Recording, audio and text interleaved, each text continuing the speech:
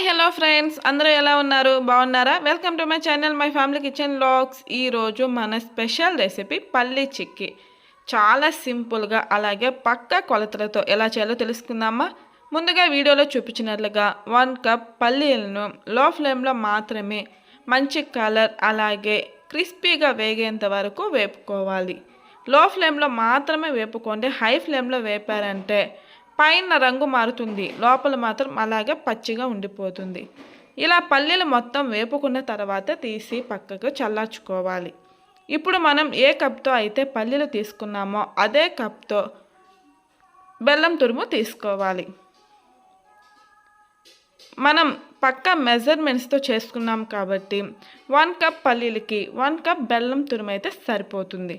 ఇప్పుడు ఇందులోకి tea glass of water వేసుకొని బెల్లం పూర్తిగా కరిగించుకోవాలి. పల్లీలు కానీ అలాగే బెల్లం కానీ ఆరోగ్యానికి చాలా మంచిది కాబట్టి పిల్లలైతే చాలా ఇష్టంగా తింటారండి. అలాగే పెద్దవారు కూడా చాలా ఇష్టంగా తింటారు. హెల్త్కి కూడా చాలా మంచిది. ఇప్పుడు ఈ బెల్లం పూర్తిగా కరిగిన తర్వాత స్ట్రెయిన్ చేసేసుకోండి. ఇలా స్ట్రెయిన్ చేసుకోవడం వలన బెల్లంలో ఇసుక రాళ్ళు ఏమైనా ఉంటే రిమూవ్ అయిపోతాయి. 1 మంత్ వరకు స్టోర్ చేసుకొని హ్యాపీగా తినేసేయచ్చండి.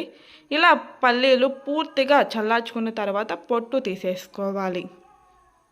బయట కొనే వాటిలో నిల్వ ఉంచడానికి కెమికల్స్ అవి కలుపుతుంటారు కాబట్టి ఇలా మనం ఇంట్లోనే ఈజీగా చేసుకున్నామంటే ఏ కెమికల్స్ వాడాల్సిన అవసరం లేదు. హెల్త్ పరంగా చాలా మంచిదండి. ఇలా బెల్లం పాకం వచ్చిన తర్వాత 1/2 టీ స్పూన్ వంట సోడా వేసి కలిపేసేయండి. ఇప్పుడు ఇందులోకి పొట్టు తీసుకున్న పల్లీలను వేసి కలిపేసేయాలి.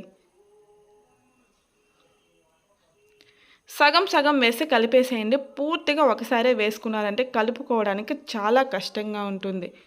ఇలా పూర్తిగా కలుపుకున్న తర్వాత 1 టీ స్పూన్ నెయ్యి వేసి బాగా కలిపేసేయండి. నెయ్యి వేయడం వల్ల ఫ్లేవర్ చాలా బాగుంటుంది. ఇలా పూర్తిగా మొత్తం కలుపుకున్న తర్వాత అల్యూమినియం కవర్ మీద వేసుకొని పూర్తిగా స్ప్రెడ్ చేసేసుకోవాలి. వేడి మీద మాత్రమే ఇలా పూర్తిగా స్ప్రెడ్ చేసేసుకున్న తర్వాత మనం నైఫ్ తీసుకొని మీకు ఏ షేప్లో కావాలంటే ఆ షేప్లో కట్ చేసుకోవాలి. పూర్తిగా చల్లార్చుకున్న తర్వాత కట్ చేయడానికి వీలు పడదండి. ఇలా కొంచెం వేడిగా ఉన్నప్పుడే కట్ చేసుకోవాలి. అంతేనండి. మీరు కూడా ట్రై చేసి ఎలా వచ్చిందో కామెంట్ చేసేయండి. మరిన్ని సింపుల్ రెసిపీస్ కోసం సబ్స్క్రైబ్ చేసుకోండి.